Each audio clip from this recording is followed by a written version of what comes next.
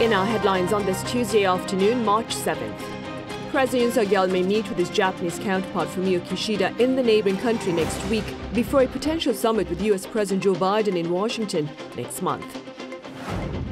Meanwhile, North Korea's Kim Yo-jong warns of war in the case of any action aimed at obstructing Pyongyang's missile tests as Seoul and Washington remain committed to joint defense drills.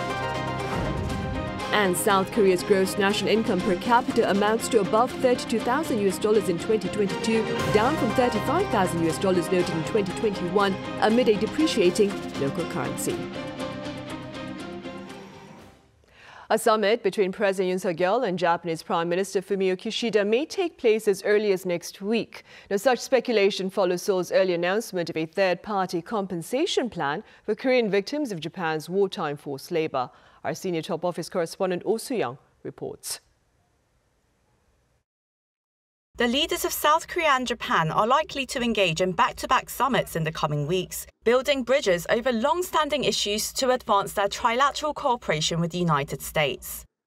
Following Seoul's plan announced on Monday to compensate victims of Japan's wartime forced labor as a move to push bilateral relations beyond historical sticking points, there is growing speculation of a meeting this month between President Yoon Suk-yeol and Japanese Prime Minister Fumio Kishida.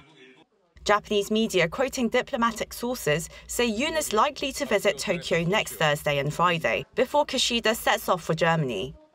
While the potential summit initially looked like it would be held later in March, the two leaders are likely to meet before the South Korean president holds a summit with Joe Biden next month, in efforts to speed up trilateral cooperation. When questioned by South Korean media, President Yoon's office said the date has not been fixed, and the two sides are yet to begin discussions on the matter. Given the mood of rapprochement between Seoul and Tokyo, observers will closely watch whether Kishida invites South Korea to the Group of Seven meeting, as well as the possibility of a trilateral summit with President Biden that month. South Korea, the United States and Japan have been joining hands to improve regional and economic security against challenges such as North Korea's growing nuclear threat and geopolitical rifts affecting the production of key emerging technologies. Washington is understood to have pushed its East Asian allies to resolve their differences after Seoul-Tokyo relations spiraled into a trade war in 2019 over a dispute on compensating Japan's wartime forced labor victims. The two governments last week held a trilateral economic security meeting with Washington, a step toward mending fences, with Seoul announcing on Monday that it would halt the process of disputing Japan's export restrictions on semiconductor materials at the World Trade Organization. Following South Korea's move, Japan's trade ministry said it would seek bilateral talks to ease its export controls. Oh Soo-young, Arirang News. Meanwhile, President Yoon Suk-yeol says Seoul's initiative to compensate Korean victims of Japan's wartime forced labor seeks to respect the Korean victims and to pursue prosperity with Japan. Presiding over a cabinet meeting earlier on this Tuesday, he also echoed his March 1st Independence Movement Day speech, underscoring that Tokyo had transformed from a past aggressor to a present partner for bilateral prosperity. He added that a future-oriented relationship between the two neighbors also serves well the interests of the world in terms of peace and security. Yoon further urged his ministers to work with their Japanese counterparts to boost business and cultural exchanges. In related news, the U.S. State Department has applauded the Yoon administration's efforts to settle the issue of compensation for Korean victims of Japan's forced labor. In a press briefing on Monday, spokesperson Ned Price said the U.S. welcomes the, quote, historic announcement to tackle sensitive historical issues between South Korea and Japan. Claiming that Seoul and Tokyo are two of Washington's closest allies, Price added that the U.S. has been investing much time and effort on trilateral ties as they are central to the shared vision of a free and open Indo-Pacific region. Joint air training by South Korea and the U.S. earlier on Monday has been met with harsh criticism from North Korea's Kim Yo-jong, who also warned against any action targeted at obstructing Pyongyang's missile tests. Our Arirang has more on her remarks. North Korea says it's closely monitoring the military activities of South Korea and the U.S. The Korean Central News Agency on Tuesday reported that the North Korean leader Kim Jong-un's younger sister Kim Yo-jong said that Pyongyang is ready to take action depending on the two allies' military activities. Kim Yo-jong also warned that a military response to Pyongyang's strategic weapon tests, such as the interception of a missile, would be considered a declaration of war. She also said that North Korea's missile tests do not take place in areas under U.S. jurisdiction, nor do they harm the security of neighboring countries. This comes after the American nuclear-capable heavy bomber B-52H flew over the west coast of the Korean peninsula as it took part in a joint drill with the South Korean Air Force.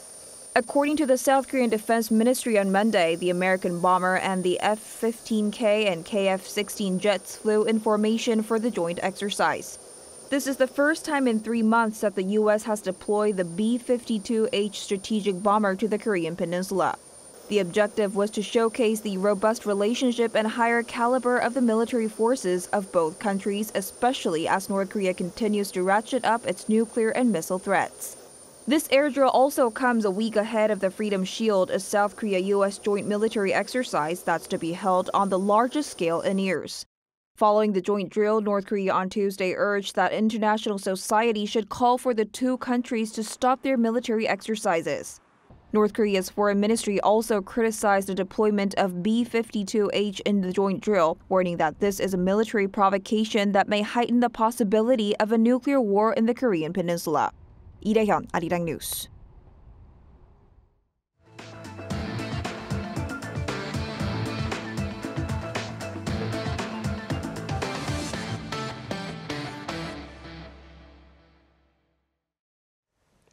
On the economic front, Seoul Central Bank says Korea's gross national income per capita dropped to the $32,000 level last year amid the weakening won. Our Moon Hye-ryun reports.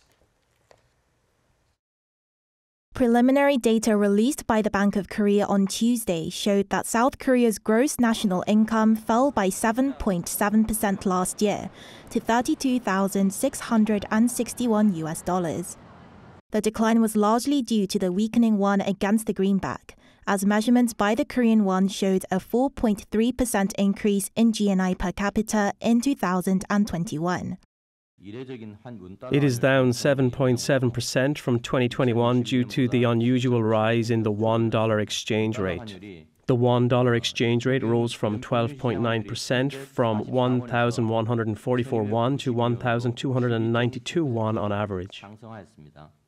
Meanwhile, gross domestic product, which doesn't include overseas earnings, increased by 2.6% on year. The data is unchanged from the central bank's earlier estimate in January.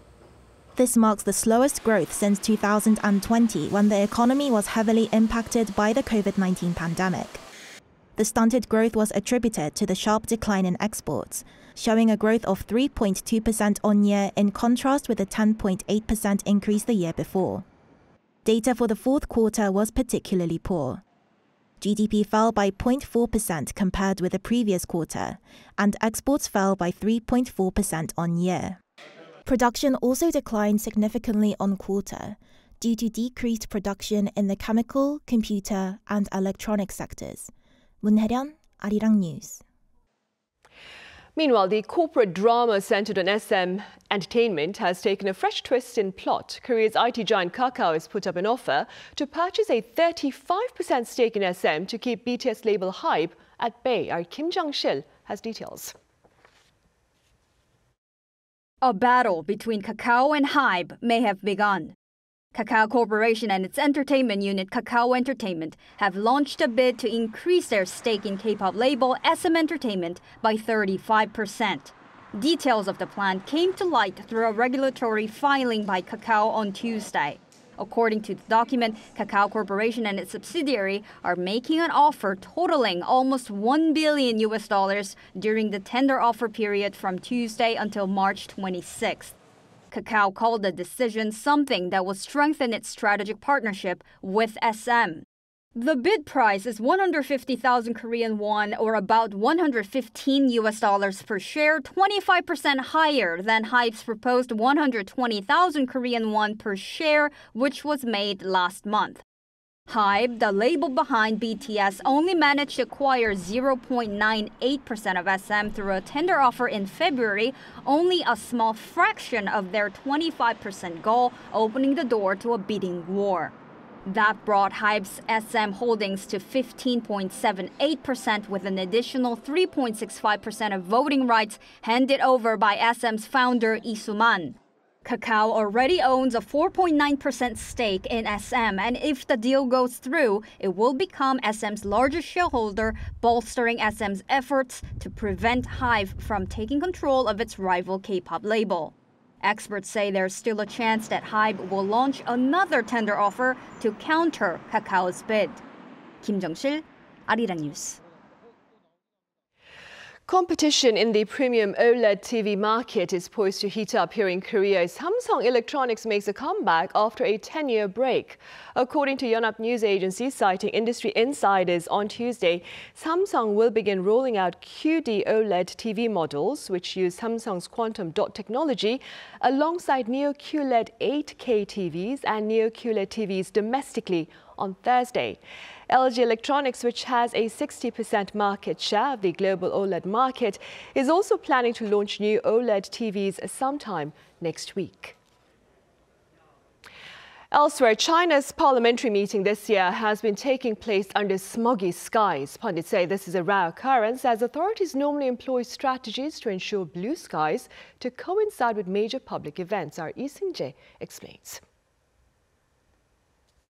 Under a gray sky, red flags announcing the opening of the two sessions flutter against the wind. Soldiers guarding the Great Hall of the People were seen wearing thick masks. On the third day of the two sessions, the concentration of ultrafine dust in Beijing was recorded at 244 micrograms per square meter. That's 50 times higher than the WHO's recommended standard. However, it wasn't always like this when the eyes of the world turned to China. In fact, from the 2008 Olympic Games to the 20th Party Congress last year, whenever China held a national event, great effort was made to ensure skies were blue. Factories were shut down, driving limits were introduced, and artificial rain was even produced to clear any fine dust in the air. During the 3+ years of the COVID-19 pandemic, production activities shrunk, and China saw what was dubbed the Corona Blue. That blue refers to the blue skies that resulted from a significant decrease in industrial activity. But all this seems to be a thing of the past as China is trying to bounce back from the pandemic with President Xi Jinping's push to revitalize China's economy during his third term in office. Over the past year, China has also approved the construction of 106 gigawatts of coal power generation sites. And just like that, President Xi's pledge to realize carbon neutrality by 2060 went up in smoke. Lee Seung-jae, Arirang News. On the health front, there has been some promising developments in efforts to ease the plight of the visually impaired. Researchers here are testing out an artificial retina to restore sight. Our Cho Sang-min reports. This patient here, aged well over 60, has lost vision in his left eye from a chronic immune disease. Because his ability to see with his right eye has drastically debilitated, he decided to have an artificial retina implanted. It replaces the retina with a thin, special plate that just looks like a contact lens. The surgery turned out to be a success, as the patient claims he can now see better than before. I can sense the light very well and see what's ahead of me despite being blurry, so it's been helpful when walking. The artificial retina, currently undergoing trials on humans, has been developed by a company in South Korea and is designed mainly for patients of rare diseases who have low chances of seeing even when transplanted with a donated retina. According to data, 12 million people worldwide are on waiting lists for retina donations due to a range of problems and impairments. In Korea, a patient with a retina problem must wait an average of 7 years before a donor is found. Those suffering from Stevens-Johnson syndrome, or those who have had several failed retina transplants, those with too many veins in their retina, or those who are born innately without stem cells around their retina, Korea didn't have any option for these cases. So although it's at a clinical stage, there is still a possibility. A total of 12 clinical trials are planned, and the 2 that have already been completed proved to be successful. The maker of the retina says they ultimately plan to expand the use of their product for people with vision problems and serve as a new option for those with rare diseases. Cho Sang-min, Arirang News. On the small screens, that is, Pachinko has won the Best Ensemble Cast in a new scripted series award at the 2023 Independent Spirit Awards. The ceremony, which celebrates independent filmmakers, took place on March 4th in Santa Monica, California. Pachinko shares the story of 4 generations of a Korean family during Japan's occupation of Korea and is based on the 2017 best-selling novel by Korean-American author Lee Min-jin. The tale revolves around the life of Kim Sun-ja, with Kim Min-ha playing the young Sun-ja and Oscar-winning actress Yoon Yoo-jung playing the older Sun-ja. Korean actor Lee Min-ho stars as Sun-ja's love interest, Han-soo. The series premiered on Apple TV Plus last March. Also on the entertainment front, exports of K-pop albums posted a fresh high last year amid a fan culture that places emphasis on fervent collection. Our Yoon has more on this phenomenon. Long lines at the department store as shoppers wait for the doors to open, and it's not for a big discount offer. These are fans of K-pop waiting to purchase the latest goods and music items from their favorite groups. From CD albums to posters, photo cards, and keychains, freshly stocked items sell out very quickly. Different versions of photo cards included with the album. I think there's fun in collecting these various photo cards. K-pop in general is much more interesting than a lot of the K-pop or music in America, just because there's more stuff going on. We don't have stuff like this in America. Along with the growing number of global fans of K-pop, the demand for their albums has also increased. Export sales for albums reached a record high in 2022. Exports have been steadily rising over the past 5 years, with sales reaching a new peak of over $233 million last year. By country, the top 3 markets for album sales are Japan, China, and the U.S. And 7 of the top 10 selling CD albums of 2022 in the U.S. were from K-pop groups. This success is driven by a fandom culture that features a desire for collecting. Fans purchase these CD albums not only for the purpose of listening to the music, but to further immerse themselves in their fandom by adding to their collection. Experts in consumer science call this digging consumption. Whether it's a hobby or personal preference, making the effort to collect certain items makes a person more inclined to immerse themselves in it. A trait of the millennials and Gen Zs is getting a sense of satisfaction from immersive experiences, and that includes the habit of collecting. And this seems to be one of the biggest driving forces behind the fast-growing success of the K-pop content industry. Yoon, Arirang News.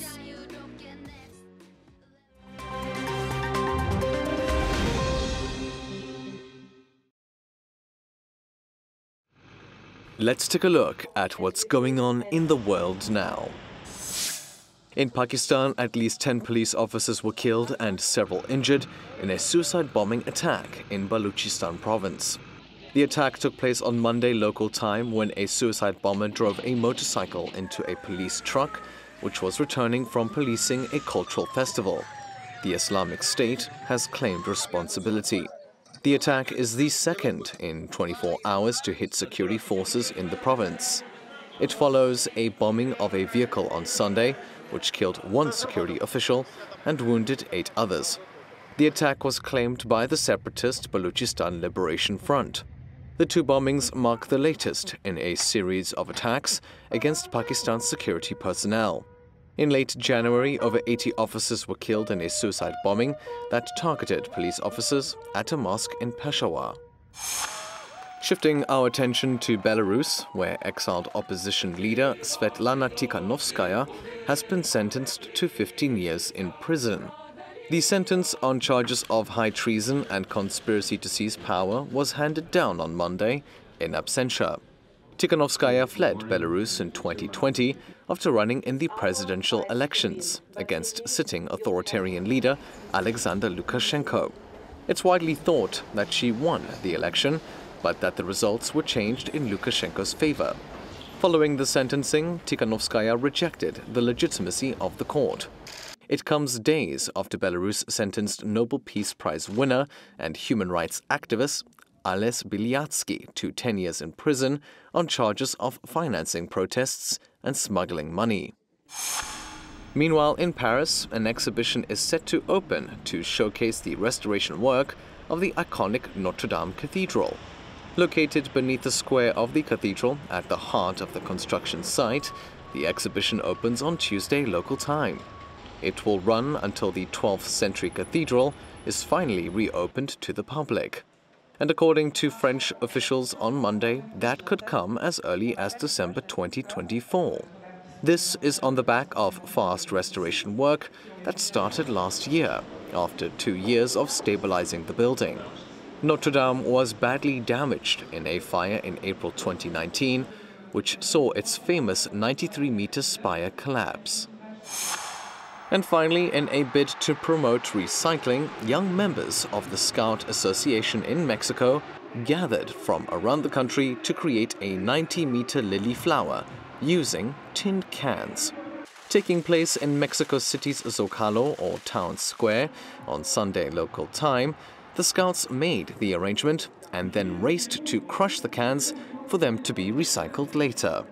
According to the head of the Scouts' Mexican branch, proceeds from the event will go to help those affected by the Turkey, Syria earthquakes and to local orphanages. The event was also held to mark the group's 96-year anniversary. Matthew Ashley, Arirang News.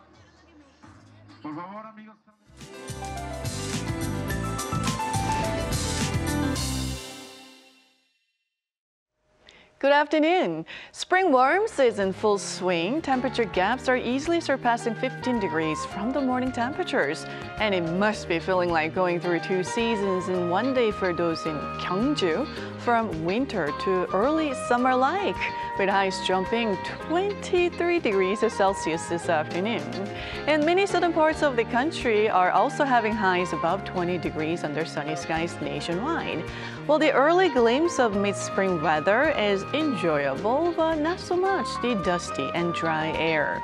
Stagnant airflow and dust from overseas are creating dustier conditions today.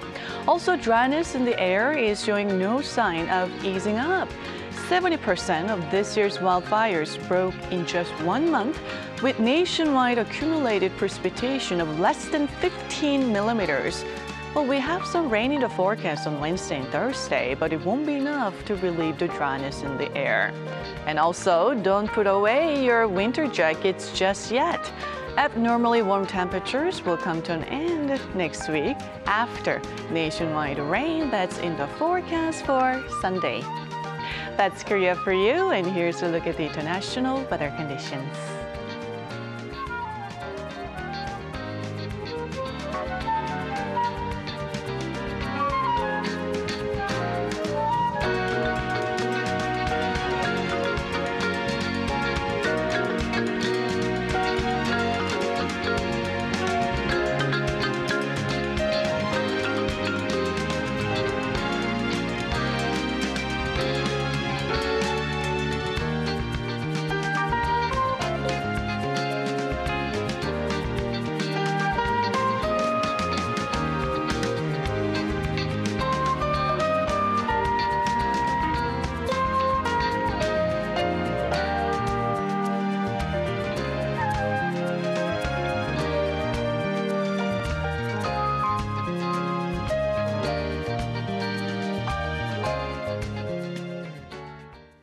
Right, that brings us to the end of Tuesday's afternoon newscast. But do stay with us for a panel session coming up right after this break. Thank you for now.